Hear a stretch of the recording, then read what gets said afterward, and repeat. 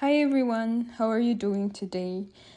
In this short presentation, I'm going to answer the common questions about letter of intent. What is letter of intent? Why and when are we supposed to write letter of intent? What are the common do's and don'ts when it comes to letter of intent?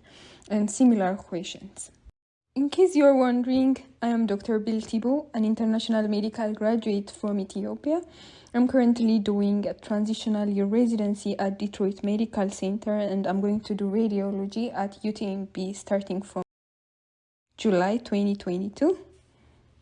So what is letter of intent? Letter of intent is one of the multiple emails written by an applicant to a program. We write application update emails, letter of interest emails, thank you emails, and the list goes on. So it's one of those emails. This email is written specifically by an applicant, a program stating that the applicant will rank the program number 1 on the finalized rank of order list. These emails are written to program directors, program coordinators, and the rest of the interviewers as well. Personally, I prefer to write to everyone who interviewed me. I wrote to the program director, the rest of the interviewers, and I also forwarded it to the program coordinator. The next question is, what is the right time to write letter of intent? So there is no specific time to write letter of intent, but the general recommendation is after the completion of interview season and sometimes during the ranking season.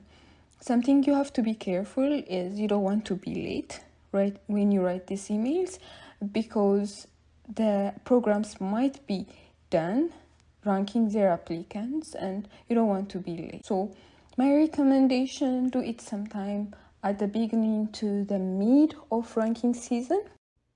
Side note here, letter of intent can also be written by the mentor of the applicant. So basically, the mentor can contact the program director or program coordinator, and they can let them know that the applicant is going to rank the program number 1 on the finalized rank of order list.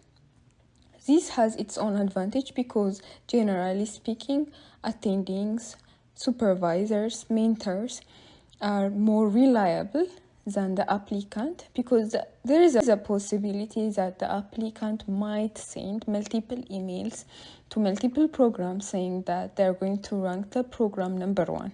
So when mentors do it, the program directors and program coordinators trust them more, which makes sense.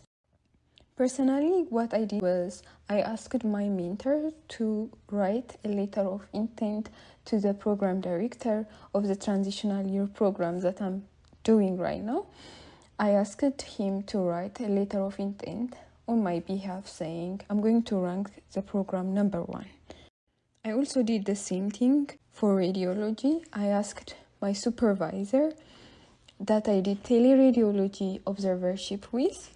I asked him to contact UTMB program director on my behalf so that he would let them know that I'm going to rank their program number 1. And I believe these things helped. What is the purpose of letter of intent? So letter of intent lets programs know that you want to be trained by them. It basically guarantees the program that if they rank you high on their list, you will definitely match there. What are the pros and cons of writing letter of intent? Cons, there is none. So the good news is if you write a letter of intent, there is no bad outcome from that, so you don't need to be afraid. Pros, on the other hand, some programs will rank applicants that they know will definitely match there. This doesn't apply to every program, but there are some programs that prefer applicants that they know will match there. Other than that, generally speaking, programs prefer applicants that want to be trained by them. Finally, what are the do's and don'ts?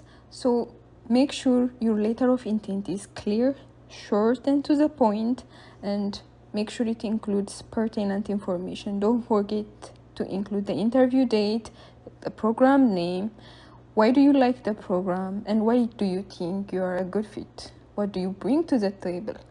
So these are the things you should include in your letter of intent. Don't be ambiguous. Avoid phrases like top on my list, because let's say you had 20 interviews. So top on my list might be 1, it might be 2, it might be 3, it might even be 5. So avoid phrases like top on my list. And the other thing is, don't expect the program director or program coordinator or the interviewer to reply to your email, because that is against NRMP rule. So don't ever expect a reply from them. As an example, I included the letter of intent I wrote to the programs I matched to last year. So the first one is the email I wrote UTMB, and as you can see, the first paragraph is basically an introduction.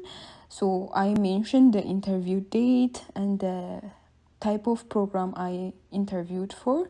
It was diagnostic radiology residency program. It was not interventional, so you have to be specific, and I included the date so that it helps the program directors or coordinators to remember me.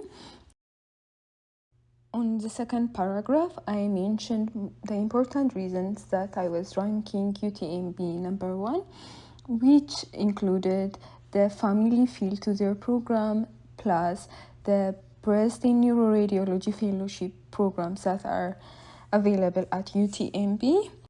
On my last slide, I included the letter of intent I wrote to the transitional medicine residency program that I'm currently doing. You can go through it. I hope the slides were helpful. I don't know. If you have any questions, you can ask me. You can leave me a comment, and I promise I will try to reply. And I know this is a very stressful time, and I wish everyone the best of luck. Good luck, everyone. And thank you for listening.